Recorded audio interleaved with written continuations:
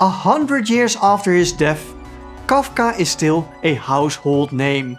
Whenever people get stuck in bureaucratic procedures or rigged court cases, they call their situation Kafkaesque. But to many, Kafka's stories remain puzzling. Can comics help us get closer to Kafka's life and work? Let's go and find out.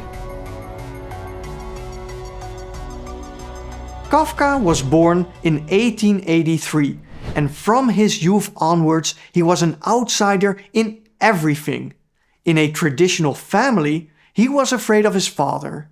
In a place that spoke mainly Czech, his mother tongue was German. In a country full of racism, he was Jewish, and in a society that valued industriousness above all else, the only thing that he really wanted to do was write. During his lifetime, only a few short stories were published, and they were explorations into the weird, telling of people who would one day wake up to find themselves transformed into an insect, who would step onto a coal bucket and fly it into the air as if it's the most natural thing on earth, or telling of people who would earn their daily bread by not eating. But as bizarre as the worlds that Kafka created are, they form only the background to the stories that he wanted to tell of lonely, isolated individuals who are not capable of communicating in any sensible way and not able to form healthy relationships. The result is a feeling of tension, of uneasiness, of the reader knowing that something is just not right, without being able to really put their finger on it, just like the characters in Kafka's stories. So, what are these stories about? And can comics tell us?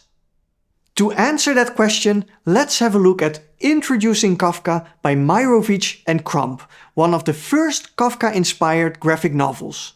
The makers tell of Kafka's life and works and cleverly interweave both. We are introduced to key moments in Kafka's life and see how Kafka processed them in his literary works. In addition, we are treated to spectacular graphic renderings of some of Kafka's most famous stories, including Metamorphosis and The Trial. And although it seems very logical to explain an artist's work through his life and times, with Kafka this creates issues.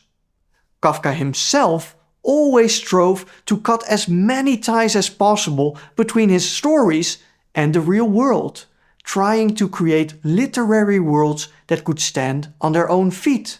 And literary critics such as Adorno have always criticized explaining Kafka's works through his life, stating that if you say that Kafka's works are actually about something else, you are just trying to diffuse the tension that his stories are meant to evoke in the first place.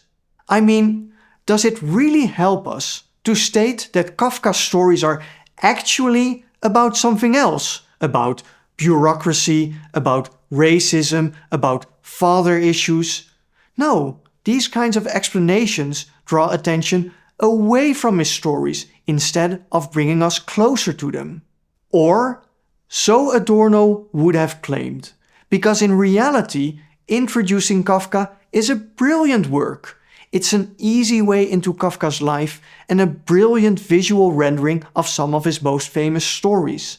What we see here is the tragic side of Kafka's stories. Lonely, isolated individuals that are unable to connect to others and then get crushed by the state machinery.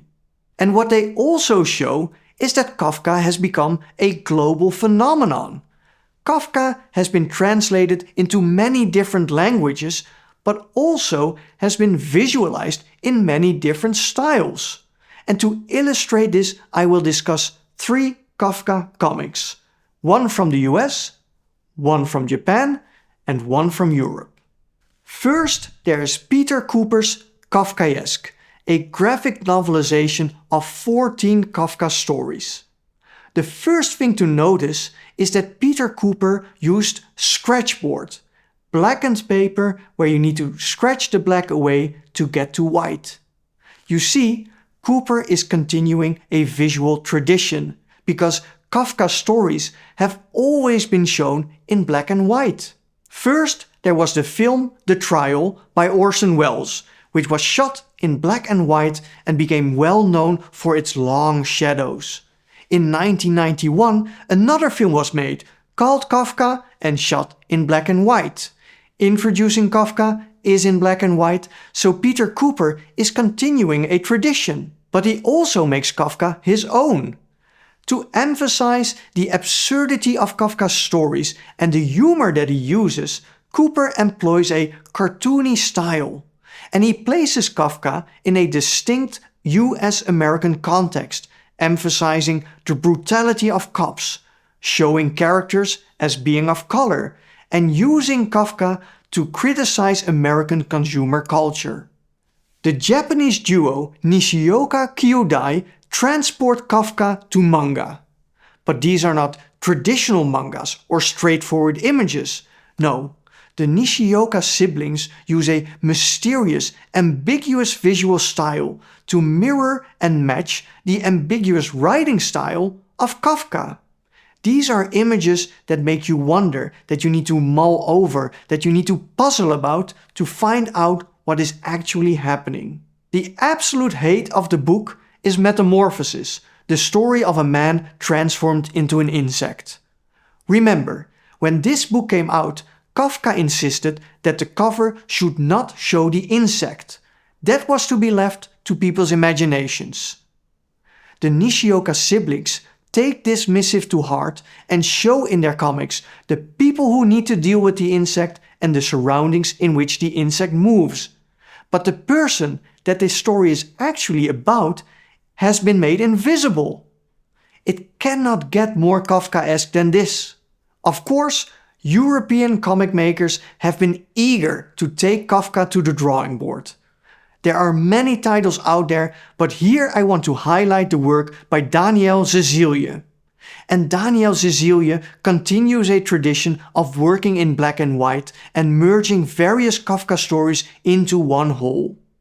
But he does so with a twist, because while Kuper and Crump try to mirror the claustrophobic feeling of Kafka's stories by showing their characters in small and cramped spaces, Zezelj draws vast landscapes in which individuals seem to vanish, making them seem small in an altogether different way.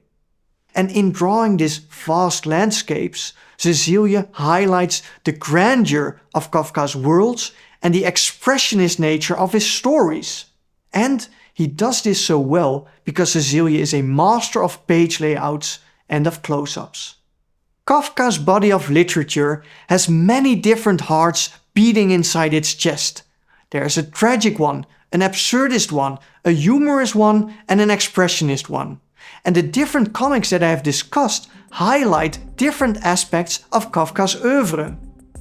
If you have always wanted to read Kafka but always got stuck in the books, then the comics may well be a place to start.